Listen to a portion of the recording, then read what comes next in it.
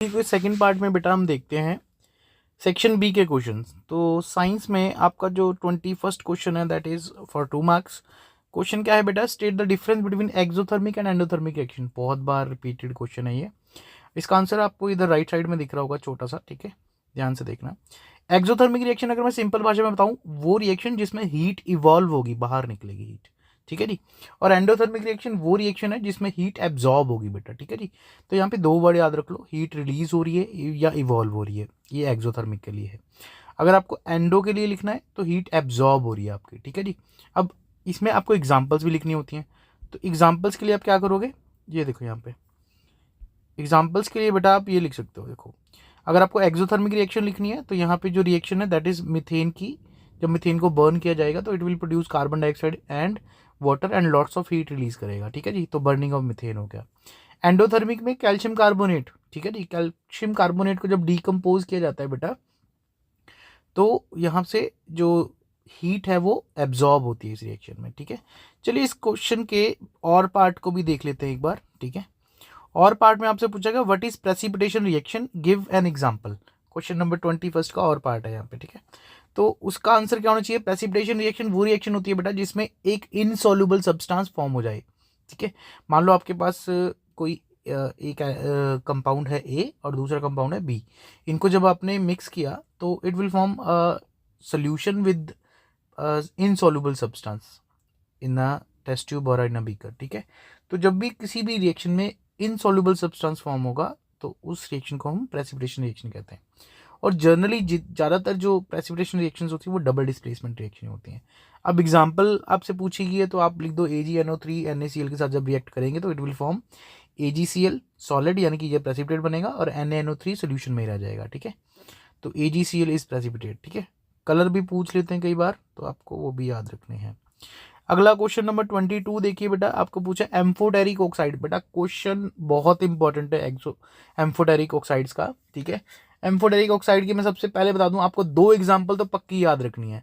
कौन कौन सी एग्जांपल याद रखनी है, एक आपको याद रखनी है ZNO जिंक ऑक्साइड, और दूसरी याद रखनी है Al2O3 एल्यूमिनियम ऑक्साइड, ठीक है।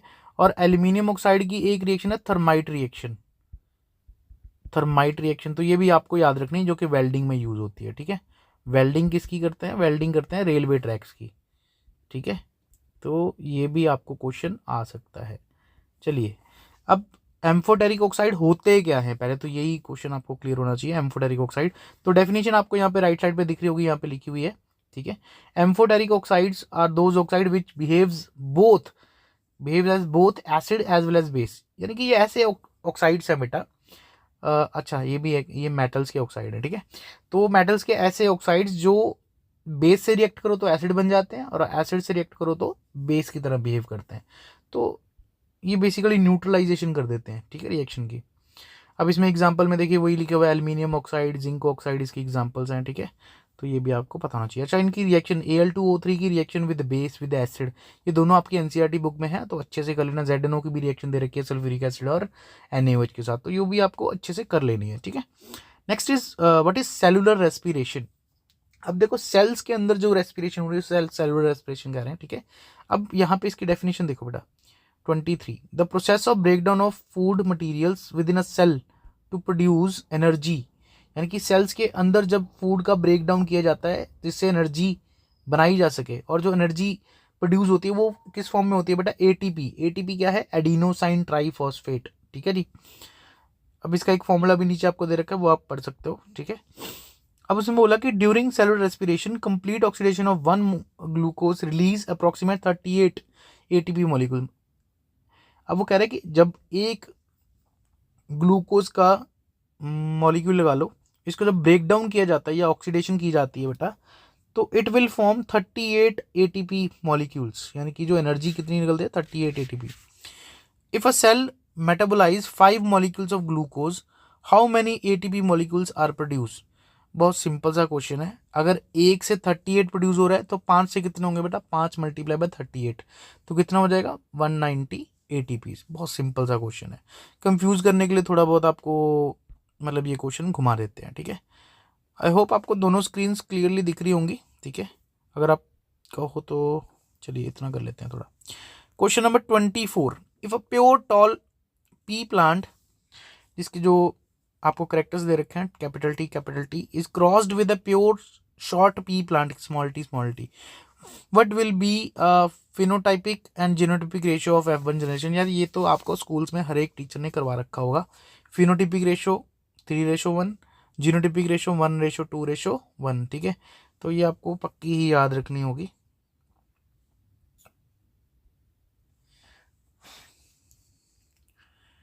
अच्छा, कैपिटल टी को स्मॉल टी से किया है, ठीक है।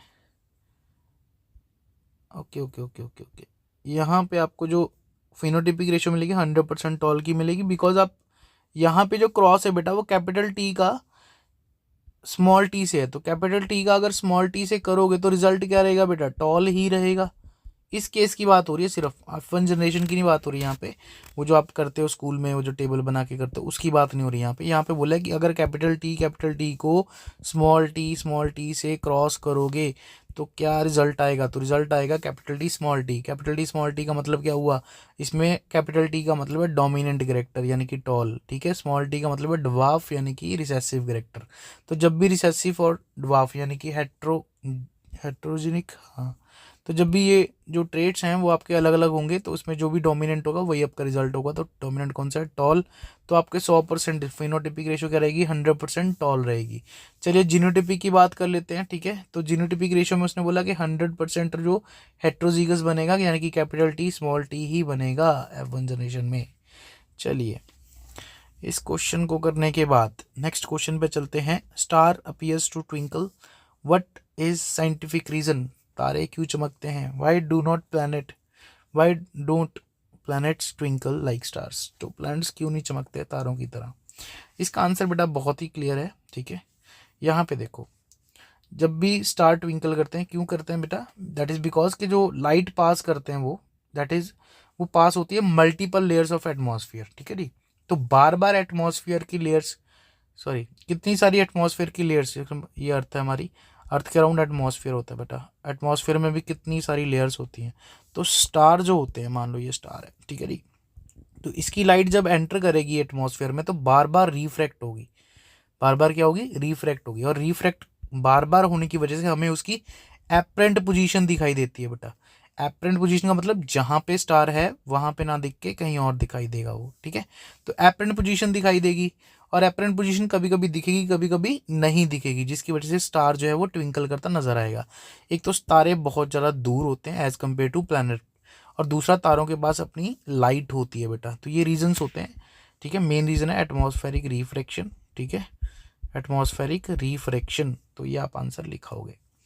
चलिए प्लैनेट क्यों नहीं करते, बिकॉज प्लैनेट के बाद खुद की लाइट नहीं होती, वो सन की लाइट को रिफ्लेक्ट करते हैं और बहुत ज़्यादा पास होते हैं अर्थ से। तो ये रीज़न आपको यहाँ पे पूरा मिल जाएगा बेटा, इस पैरा को आप अच्छे से पढ़ लीजिएगा, ठीक है। स्क्रीनशॉट लेते रहना साथ साथ में ताकि आपको क्लियर हो जाए ये सारा। चलिए आगे बढ़ते हैं बेटा। अगला क्वेश्चन देखो, क्वेश्चन नंबर 26। ये 2 मार्क्स के क्वेश्चन अभी खत्म हो जाएंगे। If the length of a wire is doubled, how does its resistance change assuming the material and cross section area remain same. चलिए तो हम क्या कर रहे हैं, लेंथ ऑफ द वायर को डबल कर रहे हैं। अच्छा, आप सभी ने पढ़ा होगा फैक्टर अफेक्टिंग रेजिस्टेंस, तो 3 फैक्टर कौन कौन से होते हैं, देखो मैं साथ साथ में रिवीजन भी करा रहा हूँ बेटा टॉपिक की जो इसमें क्वेश्चन में आ रखे हैं। Resistance directly proportional to length, resistance inversely proportional to area of cross section, ठीक है जी। और तीसरा होता है हमारे पास मटेरियल पे डिपेंड करती है कौन से मटेरियल की वायर है। तो लेंथ पे डायरेक्टली डिपेंड कर रही है, ठीक है। अब उसने बोला कि अगर मैं एरिया और मटेरियल को ना चेंज करूँ, ठीक है, एरिया और मटेरियल को ना चेंज करूँ, मतलब इस पर कोई चेंज नहीं किया गया, परंतु लेंथ को मैंने डबल कर दिया। अगर इसको 2 टाइम्स करोगे बेटा तो इधर भी 2 टाइम्स हो जाएगा। तो सिंपल है, तो रेजिस्टेंस ऑफ वायर ऑब्वियसली क्या हो जाएगी, डबल हो जाएगी। पहले अगर आर थी तो अब कितनी हो जाएगी, 2R हो जाएगी बेटा। तो यहाँ पे आपका आंसर ये लिखो, इस वाले पोर्शन में 26 में आपको क्लियर हो जाएगा। चलिए सेक्शन सी बेटा, 3 मार्क्स के क्वेश्चन आएंगे आपको, ठीक है। 27 से 33 क्वेश्चन। चलिए तो 27 क्वेश्चन देखो, if 2 solutions A and B जिनका जो पीएच है, ए का जो है वो 6 है और बी का जो है वो 8 है। चलिए which solution has more hydrogen ion concentration, अब किसमें हाइड्रोजन आयन की कंसंट्रेशन ज़्यादा होगी, ठीक है। और which is acid which one is basic, कौन सा एसिडिक होगा कौन सा बेसिक होगा, तो ये भी आपसे पूछा गया है। तो आप एक बात थोड़ा सा याद रखो बेटा, पीएच स्केल जो है, पीएच स्केल, अगर आप ध्यान दो पीएच स्केल में तो 7 जो है वो न्यूट्रल होता है ना, तो 7 से कम वाले सारे क्या होते हैं, एसिड्स होते हैं, और 7 से कम वाले सारे क्या होते हैं, एसिड्स होते हैं, और 7 से बड़े यानी कि 7 से बड़े नंबर वाले या पीएच वाले जो सॉल्यूशंस होंगे उनको हम बेसिस बोलते हैं, ठीक है। और जितना 7 से दूर जाएगा, जैसे मान लो 14 तक है, तो 14 वाला क्या होगा, स्ट्रॉन्ग बेस होगा, स्ट्रॉन्ग बेस। और जितना 7 से लेफ्ट की तरफ जाओगे उतना ही स्ट्रॉन्ग एसिड होगा, जैसे 1 जिसकी पीएच होगी वो स्ट्रॉन्ग बेस होगा, सॉरी स्ट्रॉन्ग एसिड होगा, ठीक है। तो ये चीज़ें याद रख लो थोड़ी सी। अब उसने बोला कि हमारे पास 2 सॉल्यूशंस हैं, एक की पीएच 6 है तो 6 मतलब एसिडिक होगा, और जिसकी 8 है मतलब 7 से बड़ा है तो मतलब वो बेसिक होगा, ठीक है। हाइड्रोजन आयन की कंसंट्रेशन किस में ज़्यादा होती है बेटा, एसिड में या बेस में? तो यहाँ पे लिखा हुआ है according to the pH value solution A is acidic in nature, solution B is basic also since A is acidic. तो जो एसिडिक होगा उसमें हाइड्रोजन आयन की कंसंट्रेशन भी ज़्यादा होगी, क्योंकि आपको याद रखना है acid give H plus ion when dissolved in water, ठीक है। तो H प्लस आयन की कंसंट्रेशन ऑब्वियसली एसिड्स में ज़्यादा होती है। चलिए तो ये क्वेश्चन हो जाएगा। अगले क्वेश्चन पे चलते हैं बेटा। अगला क्वेश्चन है 28, explain why calcium metal after reacting with water starts floating on it. अरे यार ये कैल्शियम की रिएक्शन है, तो आपको याद रखना है कैल्शियम की रिएक्शन आपको देखो यहाँ पे दे रखी होगी 28 क्वेश्चन में, यहाँ पे ये देखो calcium react with water form calcium hydroxide plus hydrogen gas. अब यही मेन रीजन है। अब हाइड्रोजन गैस क्या करेगी, जो कैल्शियम होगा उसके अराउंड बबल्स फॉर्म कर लेगी, तो कैल्शियम लाइट हो जाएगा, बबल्स बनने की वजह से क्या हो जाएगा, लाइटर हो जाएगा कैल्शियम। और ये क्या करेगा, अगर कोई चीज़ लाइट होगी तो पानी के ऊपर फ्लोट करना शुरू कर देगी, ठीक है। तो यही रीज़न होता है, यहाँ पे लिखा होगा calcium start floating because of bubbles of hydrogen gas form stick to the surface of metal. तो कैल्शियम की जो सर्फेस है उस पर मेटल सॉरी ये हाइड्रोजन के जो बबल्स हैं वो स्टिक हो जाते हैं, जिसकी वजह से वो क्या करता है, फ्लोट करना शुरू कर देता है। इसके अलावा name 1 more metal that starts floating when emerged in water. तो एक और मेटल का नाम बताओ जिसको हम पानी में डालें और वो तैरना शुरू कर दे। तो इसका आंसर है मैग्नीशियम, सेम रीज़न है उसका भी, ठीक है। पर उसमें कंडीशन क्या है कि हॉट वाटर होना चाहिए, ये याद रखना, हॉट वाटर। चलिए अगले क्वेश्चन की बात करते हैं। तो आपको यहाँ पे डायग्राम ड्रॉ करना आ गया है, draw the structure of neuron and right its function of its main part. इसके मेन पार्ट्स के फंक्शन आपको बताने हैं। चलिए तो न्यूरॉन आपको सभी को देखो यहाँ पे न्यूरॉन का डायग्राम। चलिए ये आपका न्यूरॉन है बेटा, ठीक है जी। अब न्यूरॉन में क्या होता है, डेंड्राइट्स, डेंड्राइट्स, न्यूक्लियस, सोमा, ठीक है, Schwann cell, node and myelin, axon. ये जो पोर्शन है यहाँ से यहाँ वाला पोर्शन जो है दैट इज एक्सन, ठीक है। और ये लास्ट में आपको ये दिखाई दे रहा है दिस इज नर्व एंडिंग, जिसको हम एक्सन टर्मिनल्स भी बोलते हैं।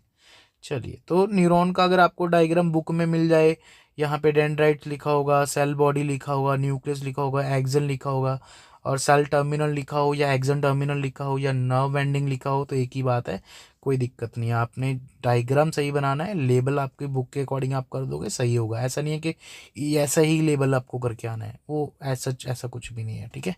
अब इसके इंपॉर्टेंट पार्ट कौन कौन से हैं बेटा, सेल बॉडी, ठीक है। अब मैं नाम ले रहा हूँ, एक्सप्लेन आप खुद ही कर लेना, यहाँ से स्क्रीनशॉट ले लेना। सेल बॉडी एक्सप्लेन करना है आपको, ठीक है। डेंड्राइट्स, ठीक है, एक्सन और nucleus and then nerve ending, ठीक है। तो ये आपको सारा एक्सप्लेन करना पड़ेगा। आप यहाँ से स्क्रीनशॉट ले सकते हो, इतना सा भी एक्सप्लेनेशन कर दोगे आप यहाँ नीचे तक, यहाँ तक आपको एक्सप्लेनेशन करनी है, ठीक है।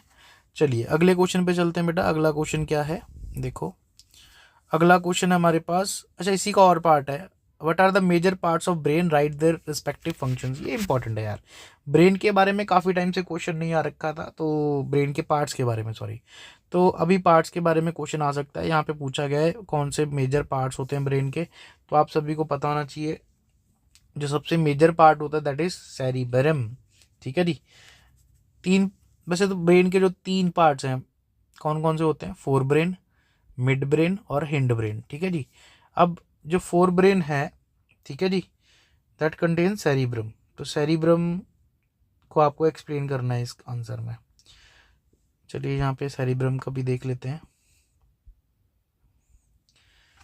हाँ जी, cerebrum largest part of the brain responsible for higher function such as thought, learning, memory, voluntary muscle movement, ठीक है।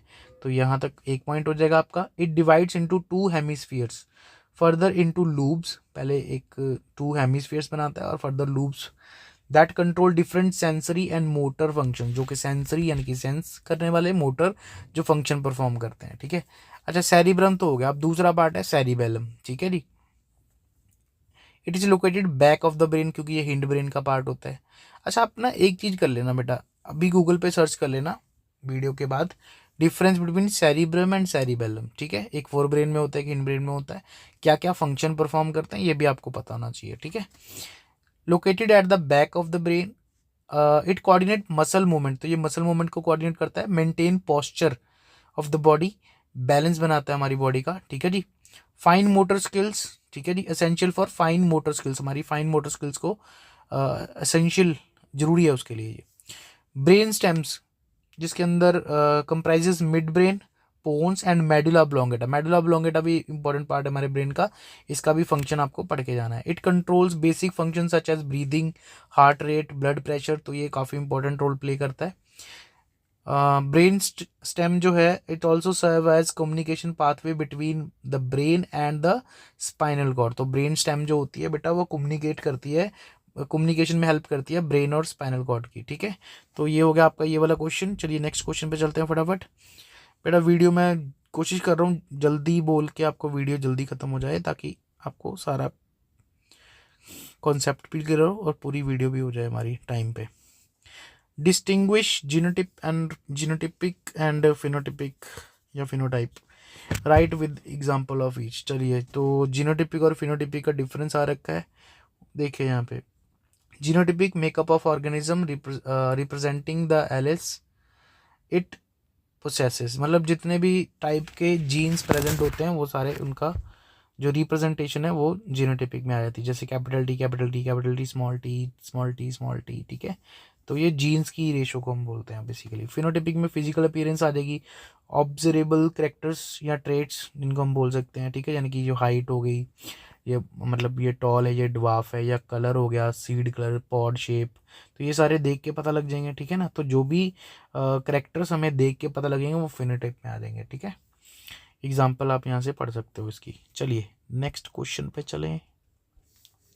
नेक्स्ट क्वेश्चन है, a student unable to, sorry 31st question, two students of class see near by object as blurred, what is the reason behind it and how it can be corrected, explain with diagram. देखो myopia hypermetropia सभी ने पढ़ रखा है, अब question आपको direct तो नहीं आने वाला, explain myopia how it should be corrected, या ये ऐसे कुछ करके क्वेश्चन आ सकता है, परंतु डायरेक्ट क्वेश्चन की बजाय आप सीबीएसई क्या करते हैं, इनडायरेक्ट क्वेश्चन डालने की कोशिश करते हो, जहाँ पे बिल्कुल वैसे ही क्वेश्चन है कि 2 स्टूडेंट है, उनको पास का दिखाई नहीं दे रहा है, ब्लर दिख रहा है, ठीक है। तो क्या रीज़न हो सकता है, तो आप बताओगे भैया कि उनको क्या प्रॉब्लम है, ठीक है।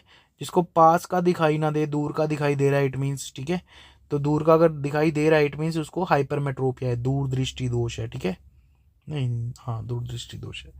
चलिए, तो हाइपरमेट्रोपिया हो गया, हाइपरमेट्रोपिया को कौन से लेंस से सही करते हैं बेटा हम, कन्वेक्स लेंस से, ठीक है। तो आपको ये डायग्राम भी बना के आना है, ये देखो यहाँ पे इस तरह से डायग्राम भी बना के आना है तीनों, ठीक है। और कौन से लेंस से हम करेक्ट कर रहे हैं, कन्वेक्स लेंस, ये भी आपको मेंशन करना है। इवन आपको कॉज भी लिख देनी है बेटा, यहाँ पे कॉज नहीं भी लिखी है तो कॉज आपको लिख के आनी है, ठीक है। चलिए नेक्स्ट क्वेश्चन 32 क्वेश्चन देखिए बेटा, मैं ज़्यादा आंसर्स पे अब फोकस नहीं कर रहा हूँ बिकॉज क्वेश्चन आपके रह जाएंगे फिर सारे, मैं थोड़ा बहुत एक्सप्लेनेशन आपको साथ साथ में देते जा रहा हूँ, आंसर पूरे पूरे दे रखे हैं यहाँ पे, ठीक है। तो आप इनकी हेल्प ले सकते हो, स्क्रीनशॉट लेते रहना साथ साथ में। 32 क्वेश्चन है, a student enable to determine the direction of magnetic field produced around the straight conductor carrying current, how can you help him and state the law behind it. अब यह स्टूडेंट है, वो एक स्ट्रेट कंडक्टर के around magnetic field को देखना या observe करना चाहता है, ठीक है। तो कैसे वो कर पाएगा, आप उसकी कैसे हेल्प करोगे, तो आप सिंपल सा आंसर लिखोगे राइट हैंड थंब रूल, ठीक है। राइट हैंड थंब रूल ही इसमें हेल्प करेगा, ठीक है। राइट हैंड थंब रूल आपका यहाँ पे लिखा हुआ है, ठीक है, ये रहा आपका, ये पूरा आपका राइट हैंड थंब रूल है, तो वो एक्सप्लेन कर दोगे आप। One rule that depict the figure given below, अच्छा ये आपको फिगर दे रखी है और कौन सा रूल इसमें लग रहा है ये आपको बताओगे, और ये what this rule is responsible, ये किसके लिए रिस्पॉन्सिबल है, ठीक है। तो पहले तो ये बेटा फ्लेमिंग्स लेफ्ट हैंड रूल है, ठीक है। और क्या बता रहे, तो उसमें आपको इसकी डेफिनेशन पूरी की पूरी दे देनी है यहाँ पे। Stretch the left hand such that the thumb first finger central finger are mutual perpendicular to each other, है ना। तो वो सारा एक्सप्लेन करोगे, यहाँ पे भी पूरी एक्सप्लेनेशन नहीं है, तो आप फ्लेमिंग्स लेफ्ट हैंड रूल अच्छे से पढ़ लीजिएगा, वो आपको यहाँ पे एक्सप्लेन करना है। चलिए अगला क्वेश्चन फूड चेन से आ रखा है बेटा। ये हर बार आ रहा है, ऐसा क्वेश्चन हर बार आ रहा है बेटा। तो फूड चेन का आपको थोड़ा बहुत नॉलेज होनी चाहिए, इसमें 10% लॉ लगेगा, वो भी आपको क्लियर होना चाहिए। In a food chain 25,000 joules of energy available है प्रोड्यूसर्स में, how much energy will available to secondary consumer, ठीक है। अब एक चीज याद रखो, जब भी फूड चेन आप बनाओ बेटा, सबसे पहले आते हैं प्रोड्यूसर, प्रोड्यूसर जैसे कि ग्रीन प्लांट्स, फिर उनको जो खाते हैं दैट इज कंज्यूमर। कंज्यूमर दो कैटेगरीज के होते हैं, एक होते हैं प्राइमरी जो सिर्फ हर्बीवोरस होते हैं, है ना, प्राइमरी कंज्यूमर, उसको जो खा लेगा वो सेकेंडरी कंज्यूमर। अब इनको जो खा लेगा वो टर्शरी कंज्यूमर, फिर आगे डीकम्पोजर्स आ जाएंगे, ठीक है जी।